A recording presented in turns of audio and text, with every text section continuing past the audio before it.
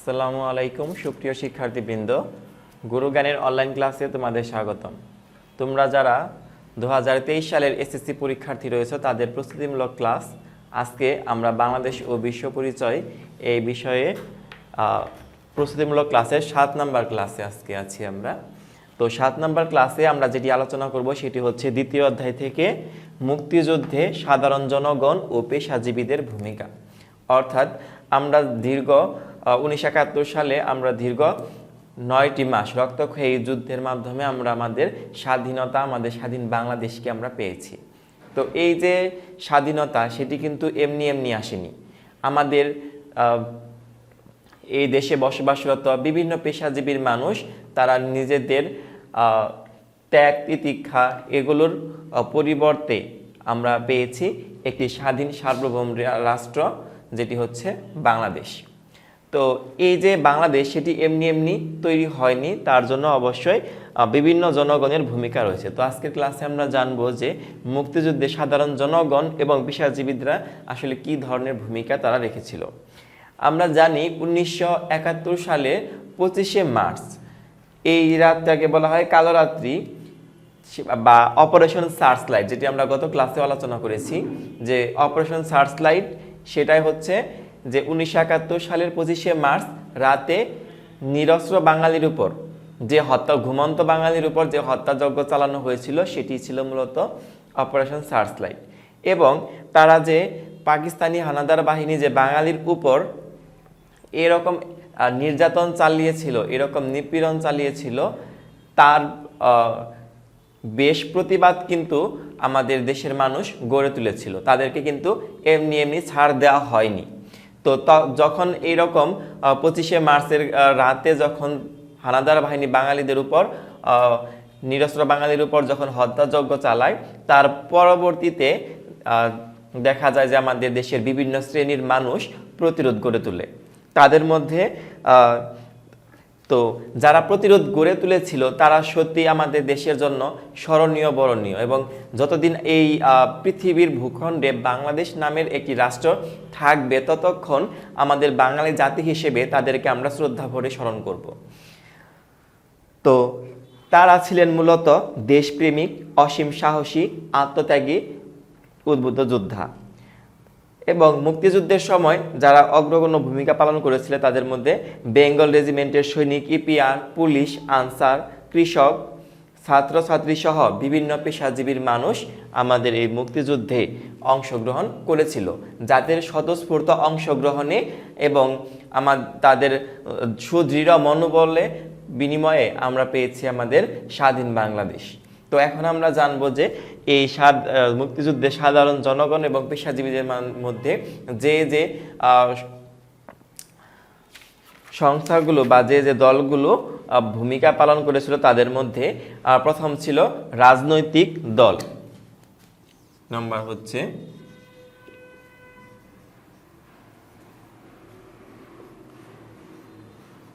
রাজনৈতিক দল। তো মুক্তিযুদ্ধে যারা সবচাইতে প্রথম থেকেই অবদান রেখেছিল তাদের মধ্যে হচ্ছে রাজনৈতিক দল। কারণ রাজনৈতিক দল ছাড়া একটা দেশ কিভাবে সুপরিকল্পিতভাবে যুদ্ধ করবে সেটি মূলত উদ্বুদ্ধ করার প্রথম যে বিষয়টি সেটা মূলত রাজনৈতিক দলের হাত ধরেই হয়। আমরা জানি 1970 সালে একটি সাধারণ নির্বাচন অনুষ্ঠিত হয়েছিল, যে নির্বাচনে বেশ অনেকগুলো রাজনৈতিক দল ছিল। তার মধ্যে আমাদের পূর্ব পাকিস্তানের মধ্যে উল্লেখযোগ্য বা সবচেয়ে প্রধানতম যে দলটি ছিল সেটি হচ্ছে আওয়ামী লীগ। এবং সেখানে আওয়ামী লীগ কিন্তু প্রত্যেকটা আসনে দেখা যায় যে সংখ্যা, জাতীয় নির্বাচন বলি বা প্রাদেশিক নির্বাচন বলি, দুই নির্বাচনেই কিন্তু আওয়ামী লীগ বিপুল ভোটে জয়যুক্ত হয়। কিন্তু তারপরেও বিপুল ভোটে আওয়ামী লীগ জয়যুক্ত হওয়ার পরেও কিন্তু তখনকার যে প্রধানমন্ত্রী ছিল বা ক্ষমতায় যে ছিল ইয়াহিয়া খান, সে কি করেনি, ক্ষমতা হস্তান্তর করেনি। তার পরবর্তীতে দেখা যায় যে তখন যে রাজনৈতিক দলগুলো ছিল, বিশেষ করে আওয়ামী লীগ, সেখানকার যে নেতা কর্মীরা ছিল বা মুজিবনগর সরকার গঠন করা হয়েছিল যাদেরকে নিয়ে 1971 সালের 10 এপ্রিল, যাদেরকে নিয়ে একটি রাজনৈতিক দল গঠন করা হয়। এবং এই মুজিবনগর সরকারটি শপথ গ্রহণ করে 1971 সালের 17 এপ্রিল। তো তাদের মধ্যে যেসব নেতাকর্মীরা ছিল তারা আমাদের এই মুক্তিযুদ্ধে সাধারণ জনগণ এবং পেশাজীবী তারা এই রাজনৈতিক দলগুলো আমাদের স্বাধীনতা যুদ্ধে বেশ গুরুত্বপূর্ণ ভূমিকা পালন করেছিল। মুক্তিযুদ্ধ কিভাবে সংগঠিত হবে, আমাদের দেশে যারা মুক্তিযোদ্ধারা রয়েছে তাদেরকে কিভাবে গেরিলা যুদ্ধের প্রশিক্ষণ দেওয়া হবে সেই সম্পর্কে পরিকল্পনা এবং যুদ্ধের বিভিন্ন ধরনের কৌশল তারা কি করে শিক্ষা দেন। এরপরে ভারত মুক্তিযুদ্ধে তাদের নেতৃত্বে ভারতে 1 কোটি শরণার্থী ত্রাণ ও আশ্রয়ের ব্যবস্থা এগুলো কিন্তু তাদের মাধ্যমেই হয়েছিল। তো সেজন্য আমরা বলতে পারি যে তখনকার যে রাজনৈতিক দলগুলো ছিল তারা কিন্তু মুক্তিযুদ্ধে অনেক গুরুত্বপূর্ণ ভূমিকা পালন করেছে। তো রাজনৈতিক দলগুলোর মধ্যে সবচাইতে গুরুত্বপূর্ণ ভূমিকা পালন করেছে আওয়ামী লীগ। তবে এছাড়াও আরও বিভিন্ন রাজনৈতিক দলগুলো আছে যেগুলো এই আওয়ামী লীগ ছাড়াও আমাদের দেশের অনেক রাজনৈতিক দলগুলো ছিল যারা মুক্তিযুদ্ধে প্রশংসনীয় অবদান রেখেছে। তাদের মধ্যে রয়েছে ন্যাপ, তারপর হচ্ছে কমিউনিস্ট পার্টি, জাতীয় কংগ্রেস। এইসব রাজনৈতিক দলগুলো আওয়ামী লীগের পাশাপাশি তারা মুক্তিযুদ্ধে গুরুত্বপূর্ণ ভূমিকা পালন করেছে। তো এরপরে শুধু এইসব রাজনৈতিক দলগুলোতে মুক্তিযুদ্ধের জন্য বেশ চেষ্টা করেছে এবং তারা মুক্তিযুদ্ধে গুরুত্বপূর্ণ ভূমিকায় পালন করেছে। তবে কিছু কিছু আমাদের দেশের অভ্যন্তরে কিছু দল ছিল যারা আমাদের এই মুক্তিযুদ্ধের বিরোধিতা করেছিল এবং তারা পাক হানাদার বাহিনীর সাথে সম্পর্ক তৈরি করে বাঙালিদের বিরুদ্ধে তারা চক্রান্ত করত এবং বাঙালিদের বিভিন্ন খবরাখবর এবং নারীদের শ্লীলতাহানি এই ধরনের কাজের সাথে তারা যুক্ত ছিল। তাদের মধ্যে ছিল মুসলিম লীগ, জামায়াতে ইসলাম, পিডিপি সহ এইসব কতিপয় দল। এগুলোর নাম আমাদের জানা থাকতে হবে। মুসলিম লীগ, জামায়াতে ইসলাম, পিডিপি সহ এইসব কতিপয় দল মুক্তিযুদ্ধের অভ্যন্তরে আমাদের দেশের অভ্যন্তরে থেকেই তারা রাজনৈতিকভাবে তারা কি করে বিরোধিতা শুরু করে এবং তারা মূলত আমাদের দেশে রাজাকার নামে পরিচিত। তাদেরকে বলা হয় রাজাকার, আল বদর, আল শামস এইসব নামে তারা কি করে দল গঠন করে আমাদের দেশের বিরুদ্ধে তারা চক্রান্ত করে এবং আমাদের দেশের বিরুদ্ধে তারা পাক হানাদার বাহিনীর সাথে হাত মিলিয়ে তারা আমাদের বিরুদ্ধে যায়। তো এগুলো ছিল আমাদের এবং তারা এইসব যে রাজনৈতিক দল এইসব যে দল গঠন করেছিল রাজাকার, আল বদর, আল শামস, তারা যেসব কাজ করতো সেগুলো হলো হত্যা, লুটতরাজ, অগ্নিসংযোগ, নারীর সম্ভ্রমহানির মতো তারা বিভিন্ন খারাপ কাজ করত। এছাড়া আমাদের 1971 সালের 14 ডিসেম্বর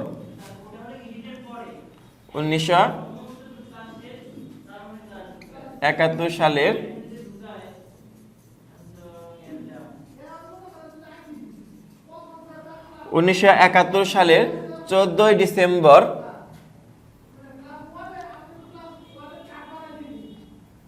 আমাদের দেশের যেসব বুদ্ধিজীবীরা রয়েছে তাদেরকে হত্যা করা হয়। এই জন্য 1971 সালে 14 ডিসেম্বরকে বুদ্ধিজীবী দিবস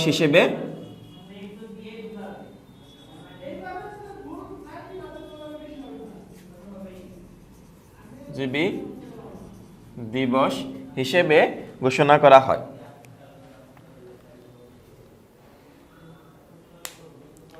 অর্থাৎ আমাদের এই পূর্ব বাংলায় যত জ্ঞানী গুণী মানুষরা আছেন তাদেরকে হটানোর জন্য, আমাদের দেশকে মেধাশূন্য করার জন্য 1971 সালের 14 ডিসেম্বর তারা পরিকল্পিতভাবে আমাদের দেশের যেসব বুদ্ধিজীবীরা আছে তাদেরকে হত্যা করা হয়।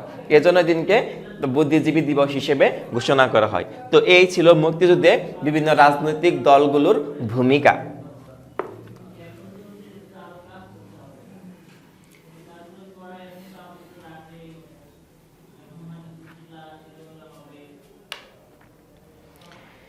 এরপরে সেটি হচ্ছে ছাত্র সমাজ।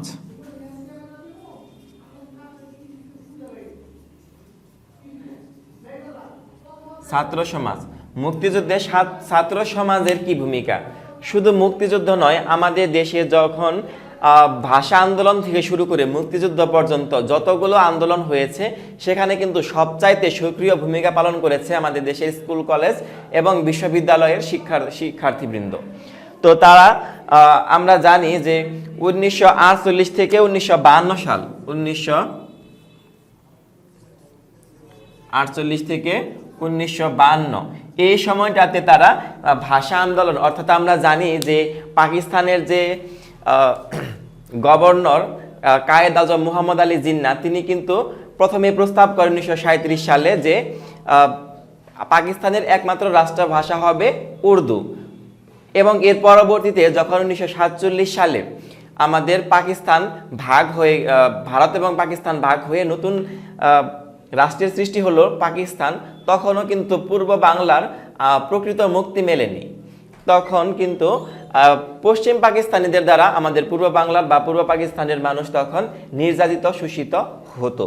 তখন কিন্তু আমাদের জাতীয়তাবাদের প্রথম বহিঃপ্রকাশ ছিল আমাদের ভাষা আন্দোলন, এবং সেই ভাষা আন্দোলনে সবচাইতে গুরুত্বপূর্ণ ভূমিকা পালন করেছিল আমাদের ছাত্র সমাজ। যখন মুহাম্মদ আলী জিন্নাহ বা আরও রাজনৈতিক ব্যক্তিবর্গ যখন ঘোষণা করলেন যে আমাদের দেশের রাষ্ট্রভাষা হবে উর্দু, তখন কিন্তু আমাদের প্রতিবাদী ছাত্র সমাজ যারা ছিলেন তারা কিন্তু তাদের এই ঘোষণার বিরুদ্ধে ব্যাপক প্রতিরোধ গড়ে তোলে।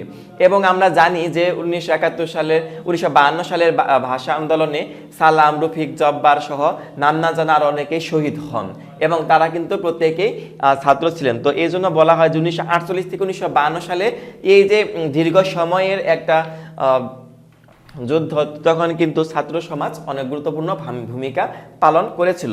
এরপর 1962 এবং 1964 সালের শিক্ষা কমিশন রিপোর্টের বিরুদ্ধে তারা আন্দোলন করে। 1962 ও 1964 এই সময়টাতে তারা শিক্ষা কমিশন রিপোর্টের বিরুদ্ধে এটা হচ্ছে ভাষা আন্দোলন,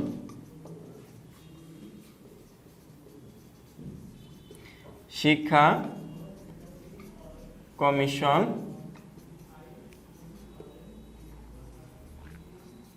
রিপোর্টের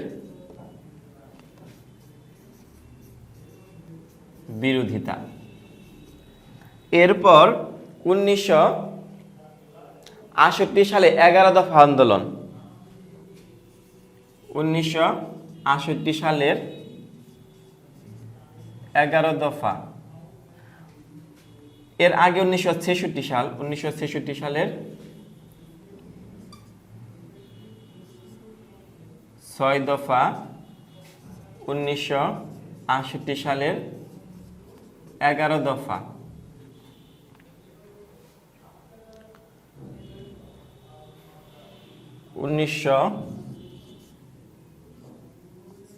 ঊনসত্তরের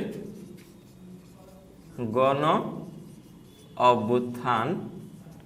এরপর 1970 সালের, এদিকে লিখছি, 1970 সালের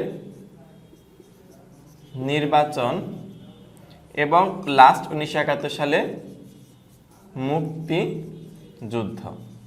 তো আমাদের যে ছাত্র সমাজ ছিল স্কুল কলেজ বা বিভিন্ন বিশ্ববিদ্যালয়ে যেসব ছাত্রীরা রয়েছে, তারা 1948 থেকে 1952 সালে এই সময় তারা ভাষা আন্দোলনে ব্যাপক প্রতিরোধ গড়ে তুলে তারা ভাষার জন্য প্রাণ দেন, যাদেরকে আমরা পৃথিবীর কোনো রাষ্ট্র বা কোনো দেশই কিন্তু ভাষার জন্য প্রাণ দিয়েছে এরকম দেশ হয়তো খুঁজে পাওয়া যাবে না। তবে এটি আমাদের দেশ বাংলাদেশ যারা ভাষার জন্য প্রাণ দিয়েছিল, এবং এটি কিন্তু ইতিহাসের একদম চরম সাক্ষী হয়ে থাকবে পৃথিবীর বুকে। তো এখানে 1948 থেকে 1952 সালে ভাষা আন্দোলন, এরপর 1962 এবং 1964 সালে শিক্ষা কমিশন রিপোর্টের বিরুদ্ধে ছাত্ররা আন্দোলন বা এর বিরোধিতা করে। এরপরে 1966 সালে বঙ্গবন্ধু শেখ মুজিবুর রহমান যখন পাকিস্তানের লাহোরে বিরোধী দলের এক সম্মেলনে 6 দফা দাবিগুলো তুলে ধরে, তখন এই 6 দফার যে দাবিগুলো ছিল সেই দাবিগুলোর প্রতিষ্ঠানের ক্ষেত্রে ছাত্র সমাজ গুরুত্বপূর্ণ ভূমিকা পালন করে। এরপর হচ্ছে ছাত্রদের 11 দফা, যেটি ছিল 1968 সাল, এবং 1969 সালে যখন গণ অভ্যুত্থান হয়, যখন বঙ্গবন্ধু শেখ মুজিবুর রহমানকে জেল থেকে কিন্তু প্যারোলে মুক্তি দান করতে বাধ্য হয়। তখন যে বাধ্য করেছিল বা ব্যাপক গণ আন্দোলনকে গণ অভ্যুত্থানে রূপ দান করেছিল, তার মধ্যে সবচাইতে গুরুত্বপূর্ণ ভূমিকা পালন করেছিল কিন্তু ছাত্র সমাজ। এরপর 1970 সালের নির্বাচন এবং 1971 সালের মুক্তিযুদ্ধ, এই প্রত্যেকটা বিষয়ের ক্ষেত্রে ছাত্র সমাজের ভূমিকা হচ্ছে সবচাইতে বেশি। এছাড়াও ছাত্র সমাজ ছাড়াও আমাদের দেশের বাংলাদেশ তৈরিতে যে সব দলগুলো ভূমিকা পালন করেছিল, তাদের মধ্যে আরো বেশ কতগুলো সংগঠন বা দল রয়েছে। তার মধ্যে আছে পেশাজীবী, বিভিন্ন ধরনের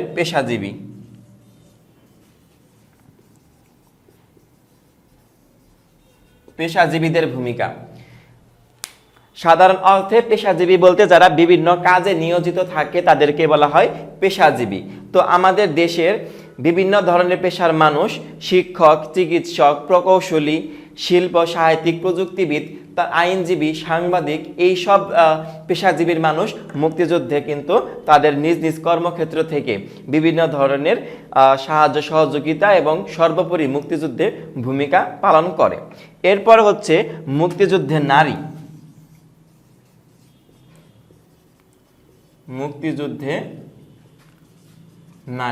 মুক্তিযুদ্ধের সময় নারীদের অবদান এটিও ছিল অনেক, কারণ অনেক নারীরা তারা কি করে, পুরুষের সাথে তাল মিলিয়ে তারা গেরিলা যুদ্ধের জন্য প্রশিক্ষণ গ্রহণ করে। এছাড়াও যারা মুক্তিযোদ্ধা ছিলেন তাদের সেবা শুশ্রূষা করার জন্য নারীরা গুরুত্বপূর্ণ ভূমিকা পালন করে এবং বিভিন্ন তথ্য আদান প্রদানের ক্ষেত্রে নারীরা যুদ্ধের ক্ষেত্রে ভূমিকা পালন করে। এছাড়া গণমাধ্যম এবং জনসাধারণ,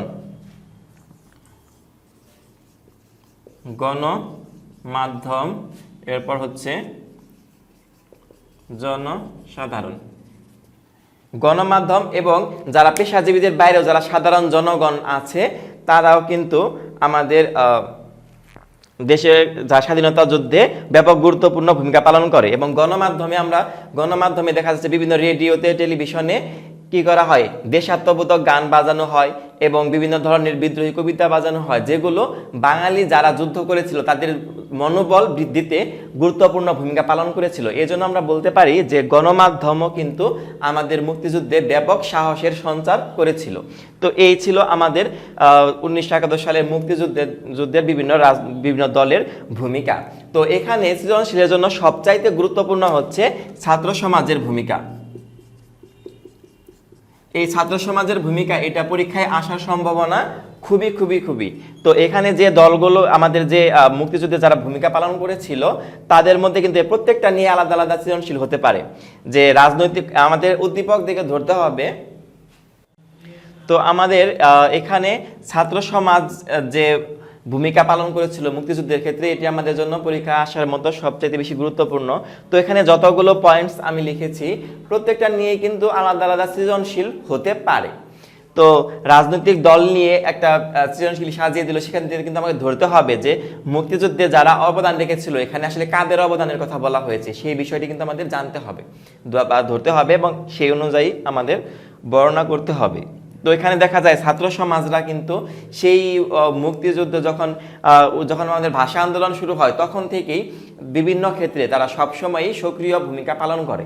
সেজন্য এই ছাত্র সমাজের ভূমিকাটা সবচাইতে বেশি এবং এটা কিন্তু পরীক্ষায় আসার মতো। এছাড়াও রাজনৈতিক দল বা বিভিন্ন পেশাজীবীদের ভূমিকা বা গণমাধ্যমের ভূমিকা কি ছিল, এটাই খণ্ডকালীন ছোট ছোট প্রশ্ন হিসেবে থাকতে পারে। তো প্রিয় শিক্ষার্থীরা, আজকে আমাদের মুক্তিযুদ্ধে সাধারণ জনগণ ও পেশাজীবীরা কি ধরনের ভূমিকা পালন করেছিল সেই সম্পর্কে আমরা বিস্তারিত জানতে পারলাম। তো আজকের ক্লাস এই পর্যন্তই। আগামী দিন নতুন কোনো টপিকস নিয়ে তোমাদের সামনে হাজির হব। সেই পর্যন্ত সবাই ভালো থাকবে, সুস্থ থাকবে। আসসালামু আলাইকুম।